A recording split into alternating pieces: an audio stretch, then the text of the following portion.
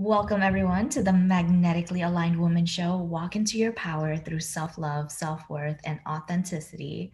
Today, I have Erica. She is a lifestyle elevation and intuitive career coach on a mission to help you live in aligned, authentic, and abundant life in your mind, body, spirit, and soul. Oh, that just makes me shiver. She coaches women to internally heal themselves through an introspective journey in order to reclaim their self worth, find purpose, and create the dream life. It is Erica's mission to help you embody the divine goddess you are in a life you are obsessed with.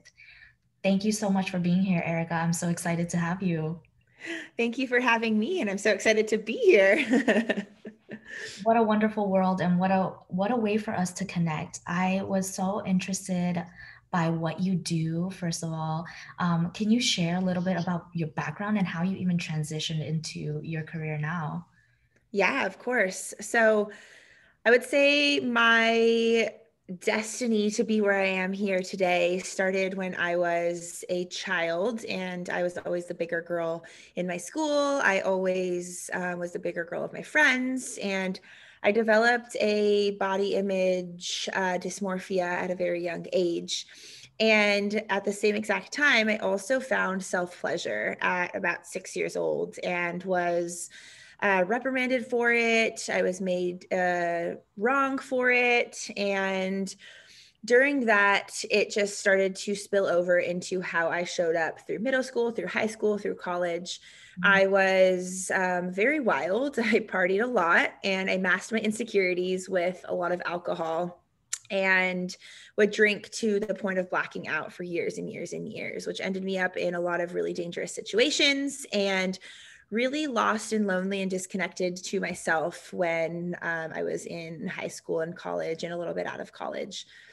I ended up going backpacking through Europe for 2 months to 10 different countries. And through that process, I realized like something needed to change when I got home. Mm. So when I got home, I stepped on the scale and I looked down, and the number I saw was about 65 pounds heavier than the last time I had stepped on the scale, which was over the course of about 5 years. But I was just so uncomfortable, so depressed, in such a dark place that I wanted to make a change. So I started to do CrossFit and really start to quote unquote diet by eating quote unquote clean. Realized it was taking a really long time and I wanted something more. And my soul was just telling me, there's more. You can do this in a better way. Not a quick fix, but a way that was very much to the next level. And so I hired a bodybuilding coach. And I was like, I'm just going to do one show. I'm going to lose the weight. I'm going to get on stage.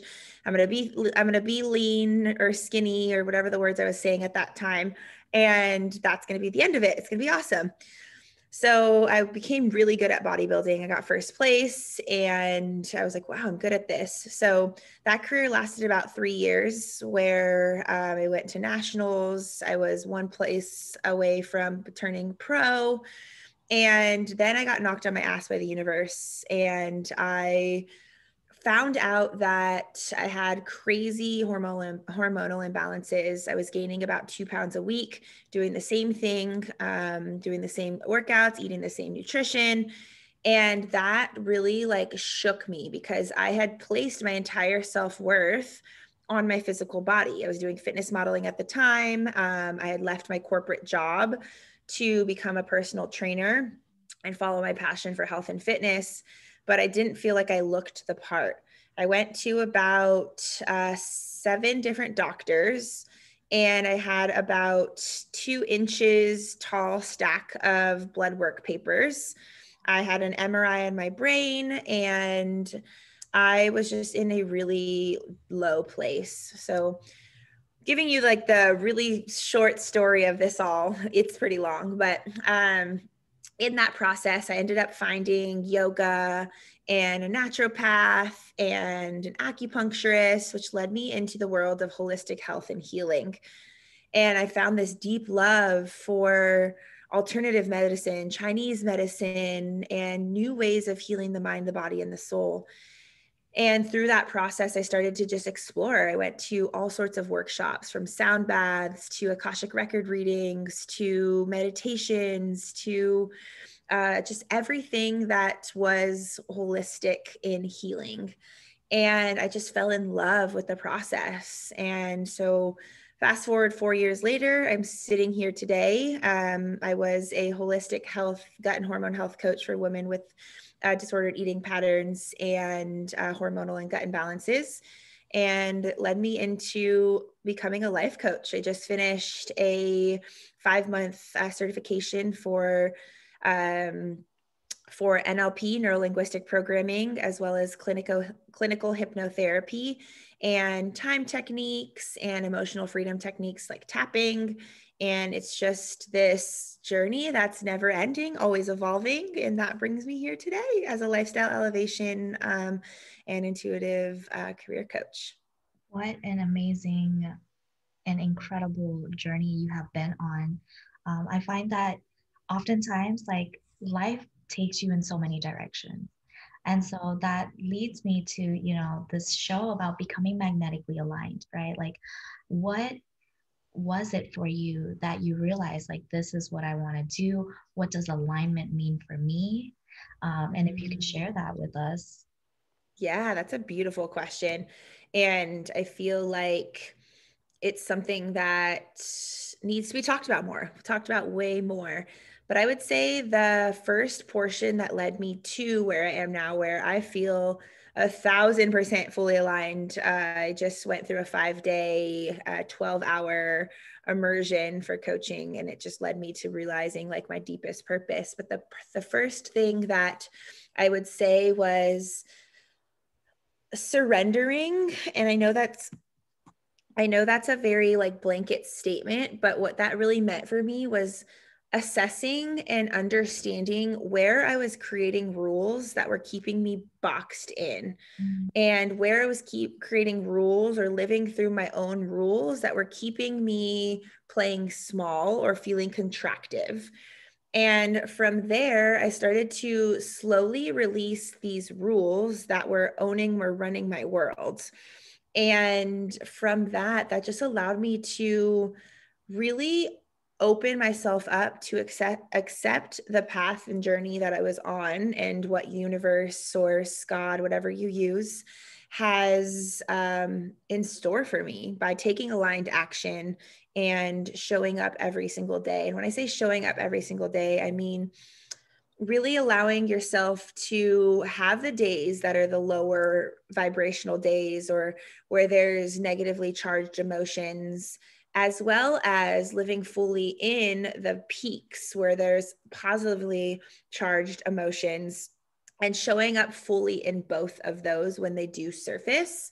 So let go of rules or surrender through letting go of rules, really showing up in both the peaks and the valleys of emotions, and doing the work. Really, mentors and coaches have been my catalysts for figuring out what feels best for me.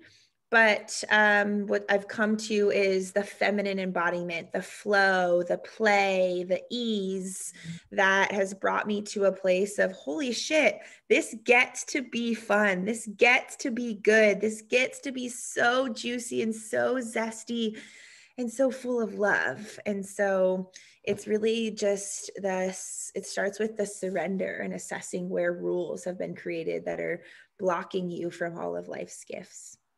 I love, love, love that you're touching upon this, because I feel like this is such an important topic, especially where I am in the United States. And I know some audience members are watching from across the world as well. Mhm. But there's this stigma, or like there's this kind of notion that you always have to work hard and you always have to continue to do and keep doing all the time to get the life that you want, whether that's like Mm. working more hours, showing up more often, taking more calls, whatever that is. It's always this notion of having to do. And that is very masculine energy. And we've been told this all of our lives.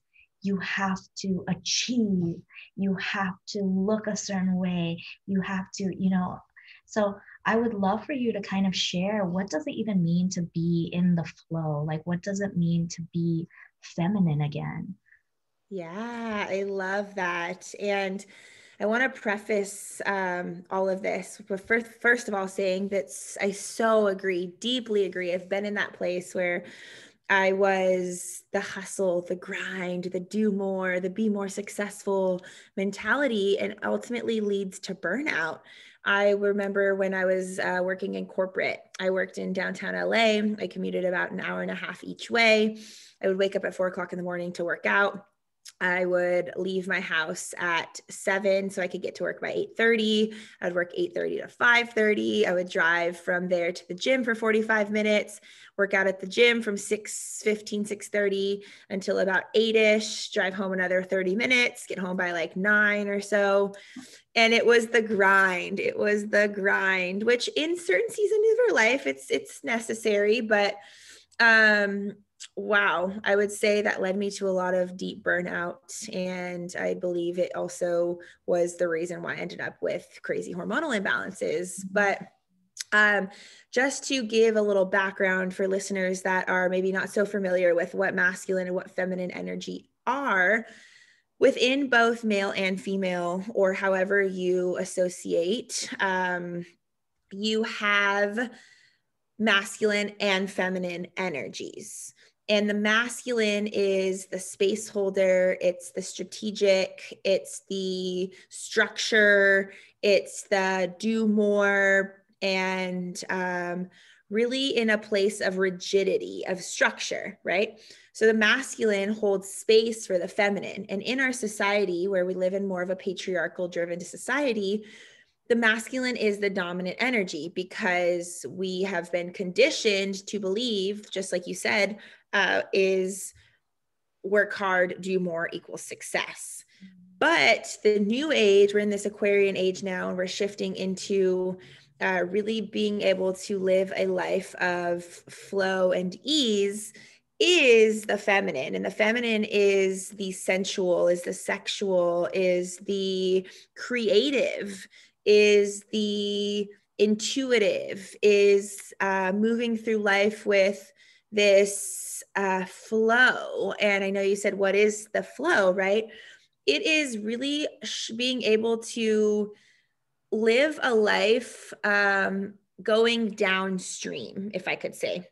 So imagine we're living in a masculine society where you're swimming upstream through the rapids in a river, and you're really fighting against the current the entire time because you're trying to do more, to work harder. And ultimately that's going to lead you to burnout. And that's where a lot of people will either give up, or they'll feel like this just isn't for me. But imagine we could shift into the feminine, which is downstream.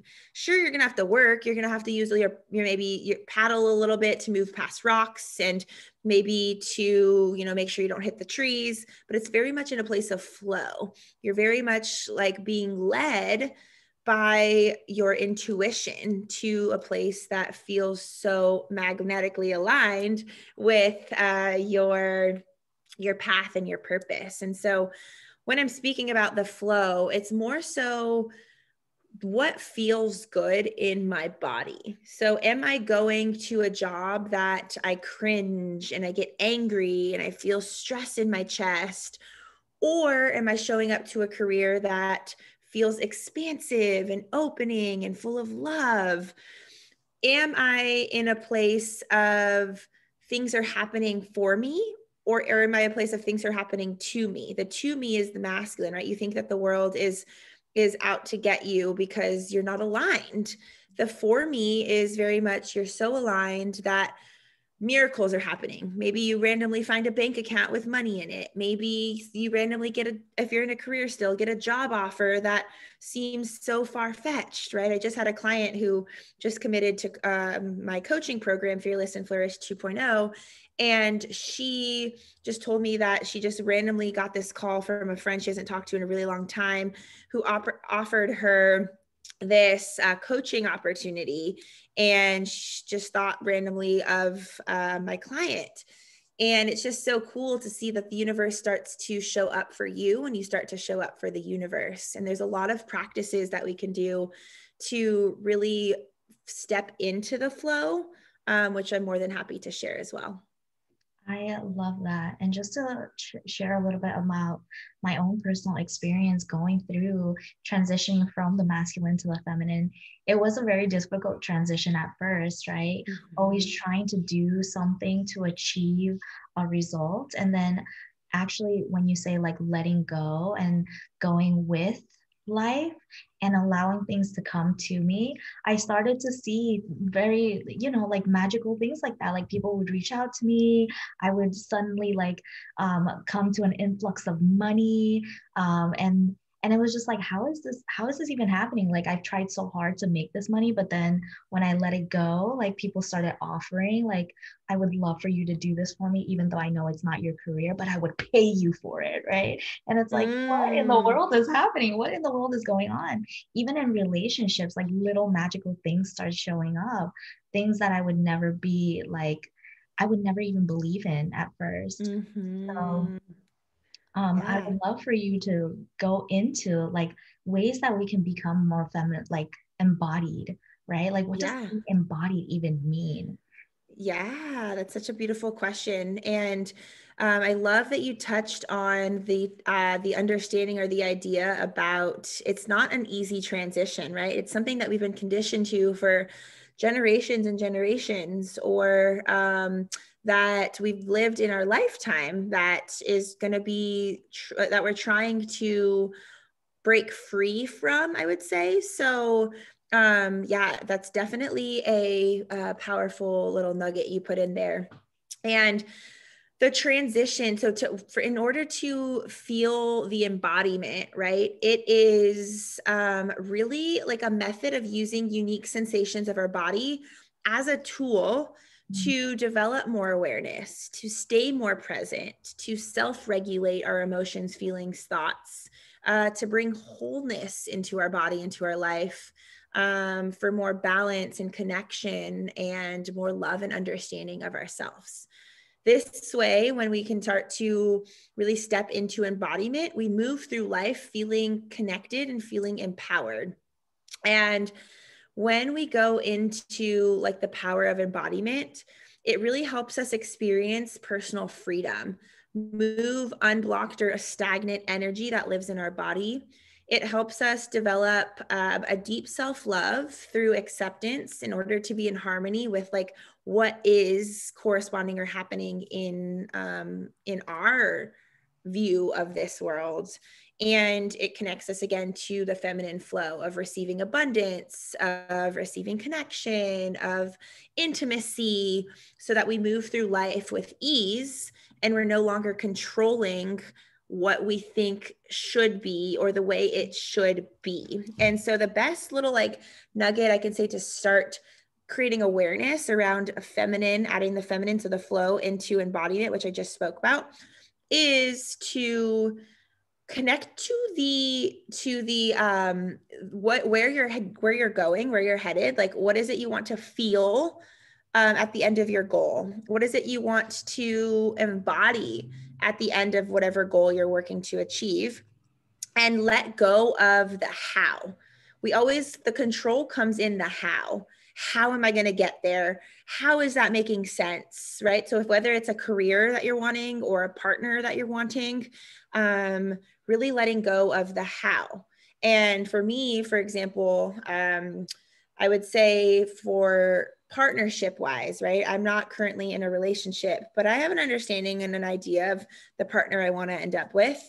And through this process, I see certain like, and when I say the partner I would end up with, the type of man I want to be with. And through this, I pay attention to the men that are in my life that could be potentially an aligned partner for me, but I don't cling to how it's going to happen. Maybe the person's in a relationship. Maybe the person lives in a different state. Maybe the person isn't ready to date. And I just surrender to doing me, to being so embodied in my feminine flow and so devoted to what I want to call into my life that I know the universe will take care of the how. right? Randomly things happen left and right, left and right. And when you can pay attention to those, you're like, ooh, so maybe randomly the person that you're wanting gets a new job, and they have to transfer and they end up living in the same city as you. Or maybe the partner that they're with, they end up breaking up with, and they randomly call you. Like, miracles happen all the time. And so connecting to the feelings you want to feel and being devoted to your desires, but not connected to the how. And then for career wise, I would say, really understanding, reevaluating your purpose as you go along this journey. What am I here to do? Who am I here to serve? What gifts am I here to leave? And in that process, the how will also happen, right? I would never have fathomed I would be a quote unquote life coach when I was blacking out and getting drunk, but that was part of the process because it was part of my journey. And so when we can look at the troubles or the pains and turn them into triumphs and purpose, we can see that everything happens for a reason. And I always say there's no failure, there's only feedback. And when things are not happening the way you want them to be, the way to surrender in that is, if not this, there's something better, right? So if this doesn't work out, there's always something better. The universe is just trying to clear the path for you to really be able to, pardon me, really be able to get you to where you're supposed to be. And then a couple practices to really allow yourself to move with flow would be like actually tangible things you can do. So really paying attention to, how do you move through life? Are you rushing from your house to your car, from your car to the place you're needing to be? Or can you move really methodically and really in a place of flow and kind of like the trees move in the wind. I just looked outside and saw the trees moving, and I was like, that's a really good analogy. Like the trees move in the wind is how moving through life. So can you walk a little bit slower to your car? Can you carve out a little bit more time to get to your destination? When you're at the gym, maybe can you make your movements a little bit slower? That's how you can really slow down and become in the present. And then connecting that movement to dance. So some sensual dance moves connect you to moving your bodies in ways that we don't move through life normally, right? We move in 3 planes of motion: the frontal, the sagittal, and the transverse, which means you go forward, you go sideways, or you rotate. And in that process, we never move in a place of rotating the joints, really getting lower into our bodies. So can you carve out time to move your body in the safety of your own home in a more sensual, slow, connected way? And then as far as it goes with connecting, there's a lot of yoni practices. Your yoni is your sacred space, also known as your vulva. There's a lot of practices that will connect you to the embodiment of your second chakra, your sacral chakra. And we can go into those as well. But a lot of it is really slowing down, moving with this grace, and really being able to feel the sensuality that lives in your life. And then assessing where you are with intimacy with yourself, intimacy with others, and intimacy. So like with family, with platonic, with partners.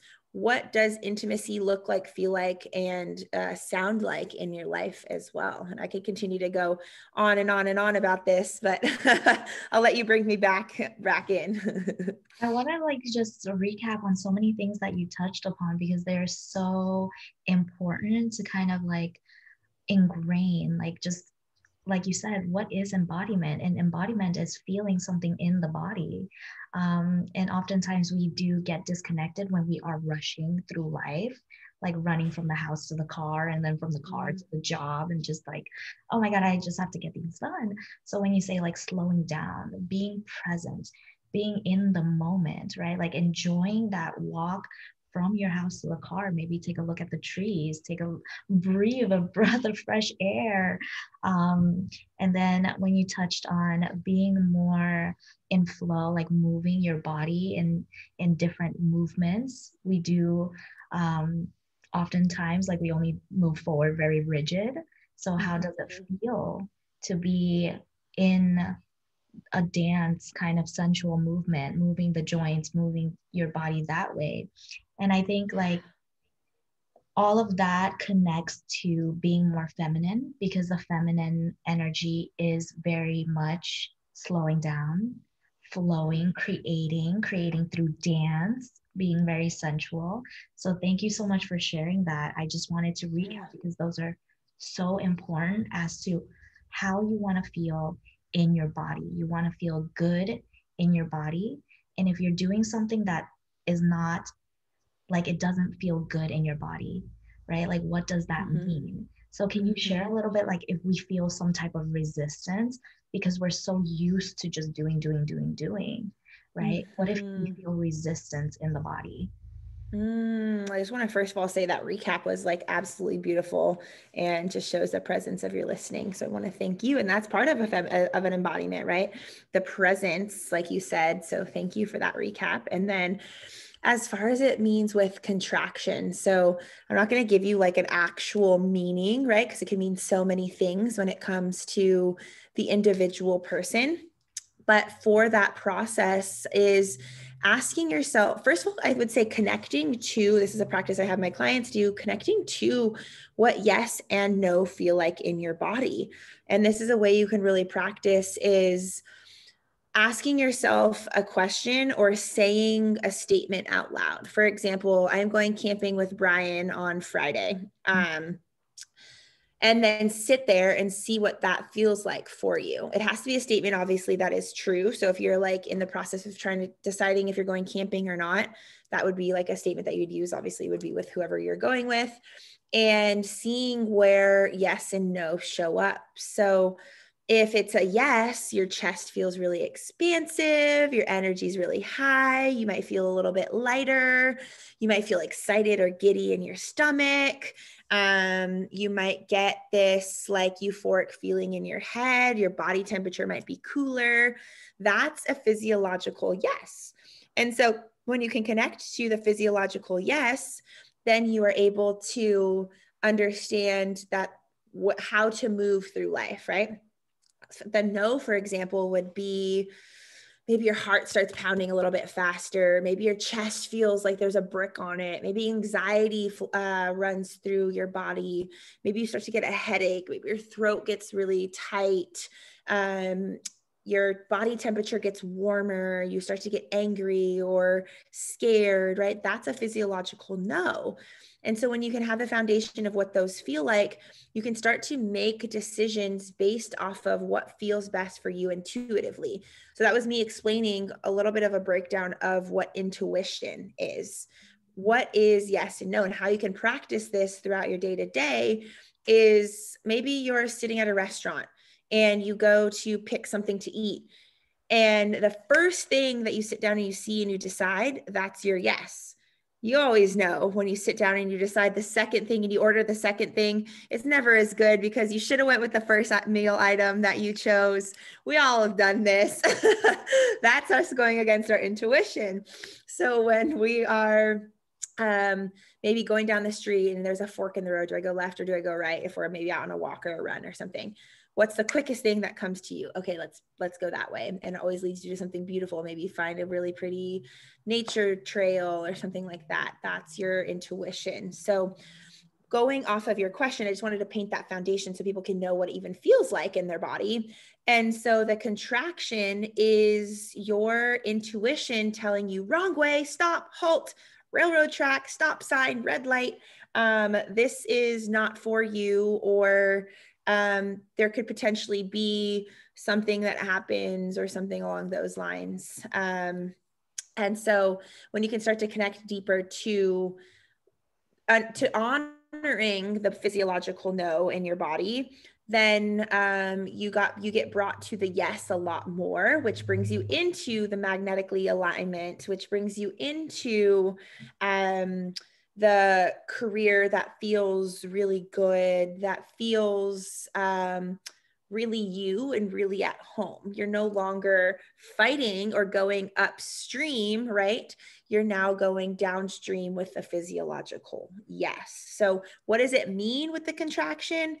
I would say you can decipher your own meanings, but really we don't give enough power to our subconscious or unconscious mind. Our unconscious mind is the part of us that's the habits, the decisions, the behaviors that runs about 85 to 90% of our actions throughout the day. We operate in the conscious mind, which is about 10 to 15% of our daily actions.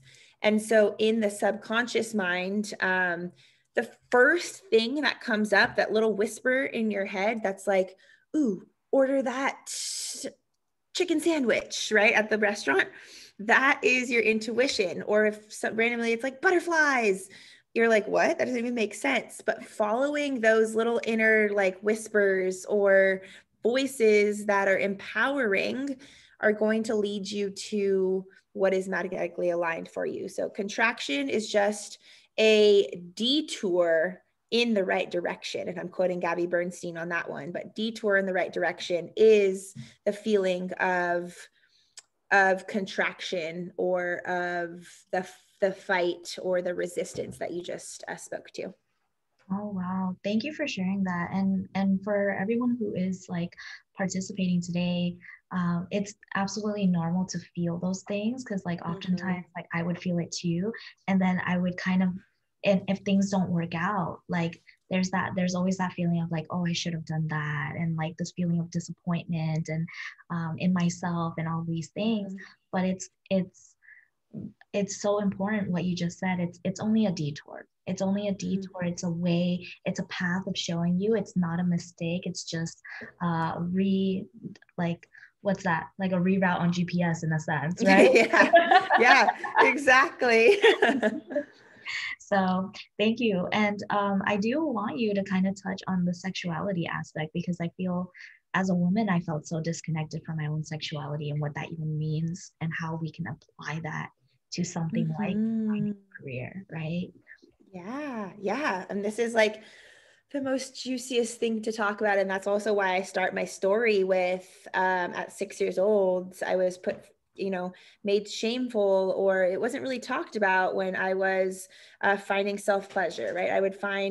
My family would find me in the middle of clothing racks in the middle of department stores, humping the poles because it felt good, but we don't talk about it. In sex education, men have penises, women have periods, right? And so from that portion, it's we get disconnected from ourselves. And so I was disconnected from my sexuality and from that expression of me, which is why I went so far into the masculine to overcompensate with bodybuilding, with really going aggressive in a corporate career.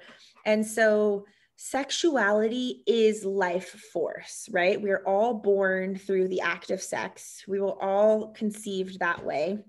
Unless you believe in the stork and all of that stuff, then this is a different conversation. But but for that, it's so powerful. And so going on top of the feminine energy, it is the womb space. The womb space is the creator. So if you imagine that a baby is birthed through the womb space, your ideas are birthed through there. Your abundance is birthed through there. Intimacy is birthed through there. And so with the flow and the sensuality and the sexuality being a characteristic of the feminine energy, it's really important that we connect to that. And if there's resistance, or as I speak about these things, if you feel like, oh my God, why is she speaking about that? Or, oh my God, how could she say that on this show? That's just a resistance or a contraction to deeper healing that can be done within. So I'd love to just open you up to a greater awareness or greater understanding. But I went through 7 months of somatic therapy and sexological body work, where I was able to heal my intimacy wounds, my sexual traumas, and really own sexuality as it is. So now I can speak about masturbation and vibrators and climax and orgasms like it's a dinner topic, right? So I'm sitting here visiting my mother for the weekend. She's across the way, right? And she hears me talking about this, and it's something that's just become so normal. But sexuality is really important to connect to because it's connected to abundance, to creativity, to intimacy. And the power of it is really owning your authentic expression, right? If you can't express, if you don't know what you want and desire sexually, it's going to be hard to vocalize what you want and desire in life, in partnerships, in business. If you look up the tissue connected to your throat and the tissue in your vulva, you'll see that they look pretty similar. So if you're not speaking your truth, you're probably not connected to your womb space or your sexuality, and vice versa. So with that being said, sexuality can empower you to call in the most magnetically aligned partners. I'm just dropping this name in and out of this conversation, but and the most magnetically aligned career and things along those lines. So I would say if you're just feeling the resistance towards this, the very thing I suggest is asking yourself, where did this become a story in my life? Was there something at a young age that caused me? Maybe my family, family, like you didn't talk about sex, right? Maybe school, maybe you were raised in a religion that didn't talk about it. And that's okay, but it's just creating first the awareness around it. And then you go into the alleviation aspect. So the healing.